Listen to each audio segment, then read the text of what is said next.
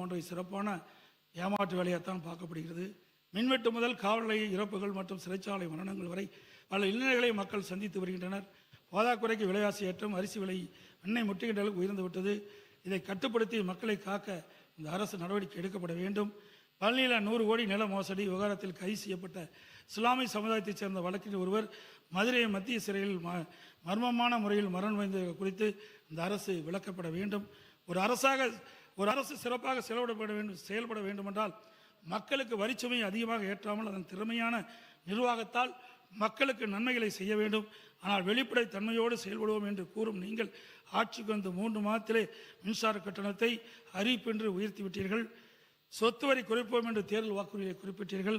உள்ளாட்சியில் சொத்து வரி அறிவிப்பின்றி உயர்ந்து கொண்டே இருக்கின்றது. ஆண்டுக்கு 6% உயர்ந்துக்கிட்டே இருக்குது. அந்த குறைப்புக்கு உண்டான நடவடிக்கை, அந்த சொத்து வரி குறைப்பதற்கு உண்டான நடவடிக்கை மேற்கொள்ள வேண்டும். ஆண்டுக்கு முடிச்சிடும். அவ்வளோதான். ஒரே 2 நிமிஷம் அப்புறம் பேசு. அது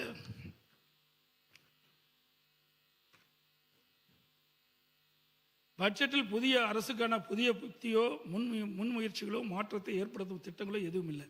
முந்தைய அரசின் இடைக்கால நிதி அறிக்கையில் சிறிது ஜோடனை செய்து திருத்த வரவு செலவு அறிக்கை சமர்த்திருக்கிறீங்க.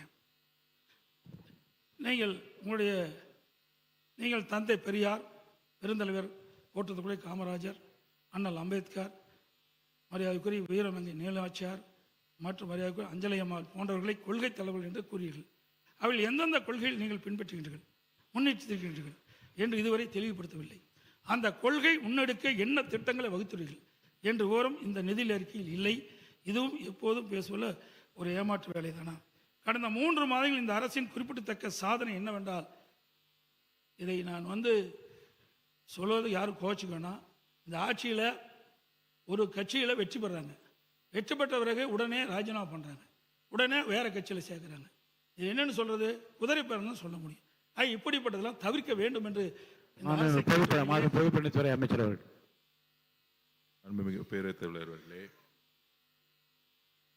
குதிரை பேரம் அப்படிங்கிற வார்த்தையை அவையிலிருந்து நீக்கணுங்கிறத கேட்டுக்கிறோம். 2017 புரட்சித் தலைவி அம்மாவுடைய ஆட்சிக்கு எங்களுக்கும் உடன்பாடு உண்டு. 2017க்கு அப்புறம் உங்களுடைய ஆட்சிக்கும் எங்களுக்கும் உடன்பாடு இல்லை. அது ஏனென்றால் உண்மையான அதிமுக கிடையாது. அது அம்மாவுடைய அதிமுக கிடையாது. நீங்க சொல்லும்போது உட்காருங்க. குதிரை பேரம்னு சொல்றதுக்கு நான் விளக்கம் கொடுக்கணும். அம்மாவோட அதிமுக இருக்கிற வரைக்கும் நீட் கொண்டு வரப்படவில்லை, ஜிஎஸ்டி கொண்டு வரப்படவில்லை, சிஏஏ கொண்டப்படவில்லை, சிஏஏ கொண்டு வரப்படவில்லை. உங்களுடைய ஆட்சியில் தமிழகத்தினுடைய நலனுக்கு எதிராக டெல்லியுடன் சரண்டர் ஆனீங்க நீங்க. அதனால்தான் எங்களோட முதலமைச்சர் நீத்து போன அதிமுகன்னு சொன்னார். அதனால உங்கள் மீது நம்பிக்கை இருந்தால் சட்டமன்ற உறுப்பினர்கள் ரிசைன் பண்ணி தமிழக வெற்றி கழகத்தில் சேர வேண்டிய அவசியம் இல்லை. உங்கள் தலைமை மீது அதிமுக தொண்டர்கள் முழுவதுமாக விலகியதால் தான் தமிழக வெற்றி கழகம் உண்மையான புரட்சி தலைவர் எம்ஜிஆருடைய விசுவாசிகளும் அம்மாவோட விசுவாசிகளும் இன்றைக்கு தமிழக வெற்றி கழகத்தில் இணைந்து பணியாற்றிட்டு இருக்கார்கள். அதனால உங்களுடைய வார்த்தைகள் குதிரை பேரம் சொல்வது என்பது தவறு. கிட்டத்தட்ட 40 நிமிடம் பேசிக் கொண்டிருந்தார் முன்னாள் முதலமைச்சர் அவர்கள். நாங்கள் எதுவும் பேசவில்லை. ராஜினாமா செய்ய வேண்டியது அரசியலமைப்பின்படி எல்லோருக்கும் உரிமை இருக்கிறது. ஒரு கட்சி தலைமை மீது நம்பிக்கை இழக்கும் பொழுது முன்னாள் அமைச்சர்களும் சரி, எம்எல்ஏக்கும் சரி விலகி மாற்று கட்சிக்கு சேருவது இயல்பு.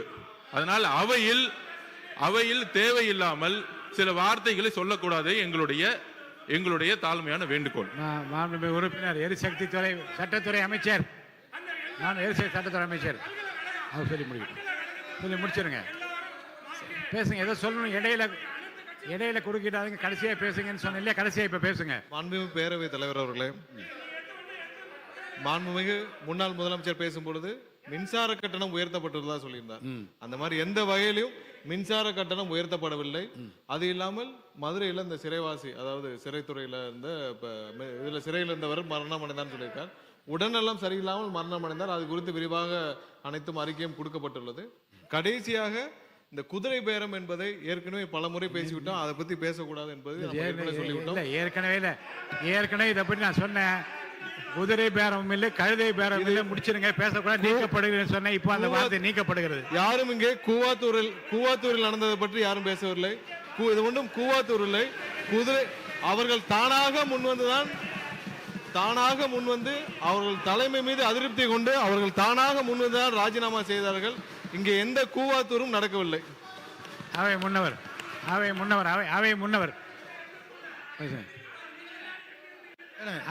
சொல்லுங்க. அவை முன்னவர் பேசுங்க. அவை முன்னவர் உட்காருங்க. நீங்க போய் உட்காருங்க சொல்லுங்க. பேசுறீங்களா? இல்ல நீங்க அவை முன்னவர் அவங்க கிட்ட பேச, என்கிட்ட சொல்லுங்க. பேசுங்க. நீங்க உங்களுக்கு அனுமதிக்கிறேன். தலைவர்களே, நான் பேசுறதே வேண்டாமா? இப்படி கத்திட்டு இல்லைங்க, நான் அனுமதிக்கிறேன். நீங்க பேசுங்க. மாண்புமிகு பேசுங்க. மாண்புமிகு பேரவைத் தலைவர் அவர்களே, மாண்பு உறுப்பினர், நான் சொல்ல முடிய வரை விடுங்க. உட்காருங்க ப்ளீஸ். உட்காருங்க. அக்ரி. உட்காருங்க. நான் பேசுறேன். நெருங்க.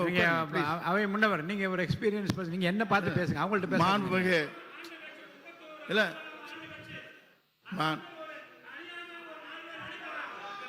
மாண்புமிகு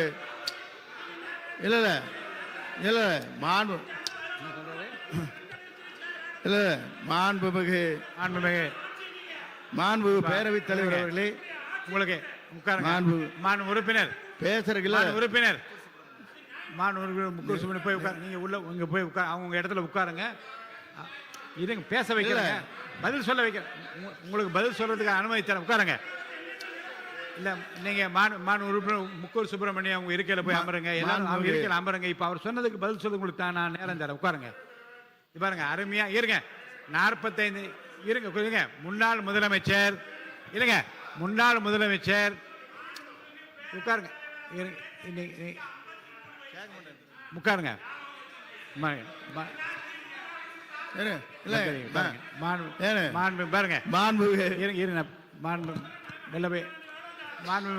முக்கூர் சுப்பிரமணியம் போய் உட்காருங்க. உட்காருங்க.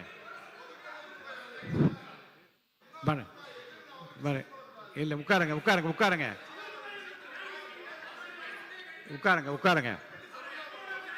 உட்காருங்க. இருங்க. வரிசையா கோர்வையாக இருங்க. உட்காருங்க.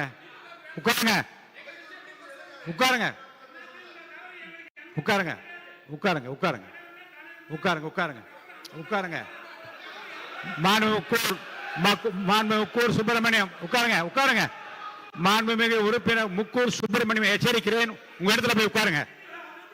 சொல்றேன். இருங்க, கேட்கறேங்க. ஒரு இடத்துல இருங்க, கேட்கறேன். உட்காருங்க. நான் முடிவு சொல்லிட்டேன். உட்காருங்க. நான் சொல்றேன். உட்காருங்க. ஒரு 45 நிமிடம் ரொம்ப அருமையா அவருக்கு தெரிந்த கருத்துக்களை, அவர்கள் ஆட்சியில் செய்த சாதனைகள் எல்லாம் விளக்கமாக சொன்னார். அதிகமான குறுக்கீடு இல்லாமல் தான் இருந்தது. ஆனால் கடைசியில் முடிக்கிற போது கடைசியாக சொன்ன அந்த கடைசி பத்தியில் சொன்ன அந்த செய்திகள் தான் எதிர்த்தரப்பில் இருக்கின்றவர்களை, ஆளுங்கட்சி தரப்பில் இருக்கிறவர்களை பேசும்படி அழைத்திருக்கிறது. அதில் இந்த குதிரை பேரம் என்பதை பற்றி ஏற்கனவே நீங்கள் முதல் தொடரில் பேசுகிற போது நான் சொன்னேன், குதிரை பேரம் கழுதை பேரம் என்பதெல்லாம் பேசக்கூடாதுன்னு அவை குறித்து நீக்கினேன். மீண்டும் அதே வார்த்தையை சொன்ன காரணத்தினால உட்காருங்க.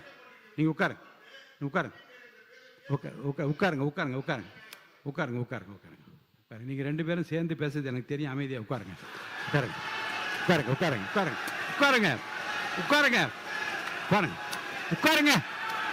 சார். பின்ன இதில் பேசுறதா? அப்போ உட்காருங்க சார். நான் விளக்கம் சொல்றேன். உட்காருங்க.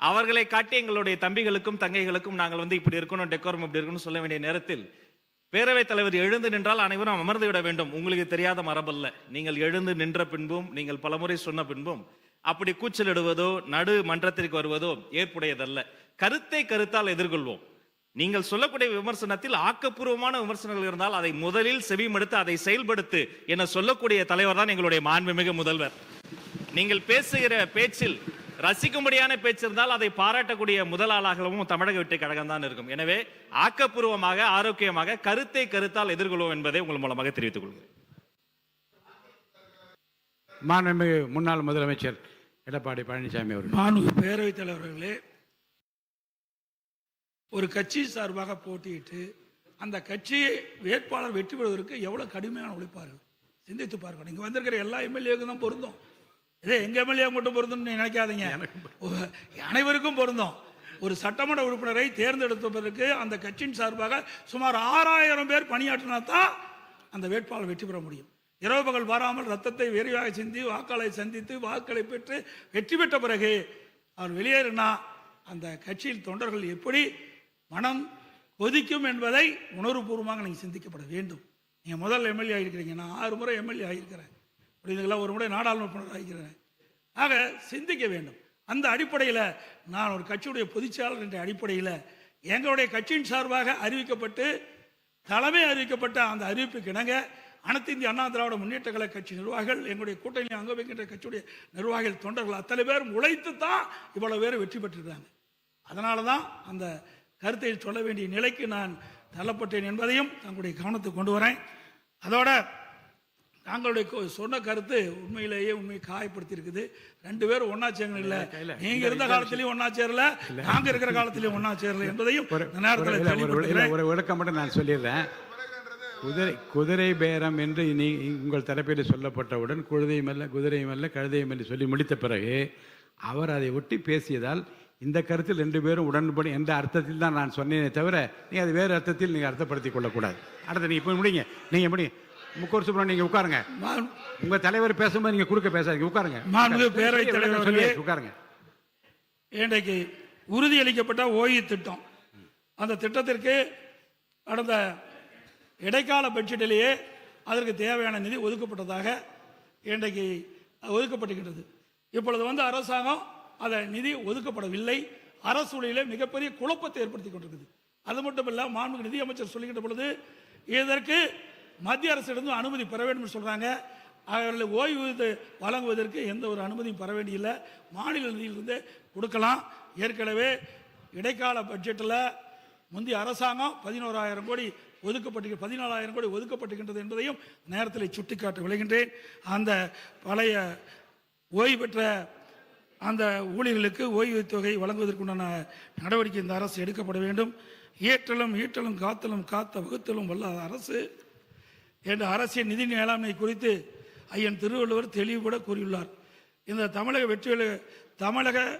வெற்றி கழக கூட்டணி அரசு சமைத்துள்ள நிதிநிலை அறிக்கையில் ஏற்றம் இல்லை, வகுத்தலும் இல்லை, காத்தலும் இல்லை, மாற்றம் வரும் என்று நம்பி வாக்களித்த மக்களுக்கு இந்த அரசு நிதிநிலை அறிக்கை என்ற பெயரில் போகாத ஊருக்கு வழிகாட்டி விட்டதே என்ற வருத்தத்திலும் ஏமாற்றத்திலும் உள்ளர் என்ற உண்மையை கூறி அமைகின்றேன். மாண்பு உறுப்பினர் திருமதி லதா அவர்கள்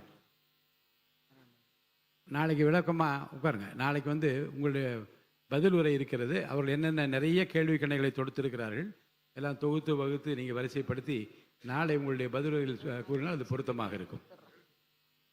போதுமே. திருமதி லதா உட்காருங்க. வேண்டாம் வேண்டாம், நோ கான்ட்ரவர்சி. உட்காருங்க உட்காருங்க உட்காருங்க. மாண்புமிகு இல்லை இல்லை வேண்டாம், இப்போ வேண்டாம், இல்லை இப்போ இது உட்காருங்க உட்காருங்க உட்காருங்க உட்காருங்க. மாண்புமிகு உறுப்பினர் திருமதி லதா அவர்கள் சொல்லுங்க, நீங்கள் சொல்லுங்க, நீங்கள் சொல்லிட்டீங்க, உட்காருங்க. நான் அதை செவிமடுத்து நீங்கள் சொன்னதை நான் கவனமாக கேட்டுவிட்டேன். திருமதி லதா அவர்கள் உட்காருங்க. திருமதி லதா அவர்கள் பேசுங்க. மைக் கொடுங்க, உட்காருங்க. நீங்கள் மைக் கொடுங்க, அவங்களுக்கு கொடுங்க. மாண்பு உறுப்பினர் பேசுங்க. மாண்பு பேரவைத் தலைவர்களே, நாங்கள் சொன்ன வார்த்தையை நீக்கிட்டீங்க. அதே போல பொதுப்பணித்துறை அமைச்சர் தேவையில்லாத கருத்தை இங்கே பதிவு செஞ்சிருக்கிறார். அதை நீங்க அவை குறிப்பிலிருந்து நீக்கப்பட வேண்டும். நாங்கள் சொன்ன கருத்தை நீக்கிட்டீங்க. ஆக அவர் சொன்ன கருத்து தேவையற்ற கருத்து, இந்த அவைக்கு பொருந்தாத கருத்து. அதை அவை குறிப்பிலிருந்து நீக்க வேண்டும் என்று தங்களை வலியுறுத்துகிறேன். மாண்புமிகு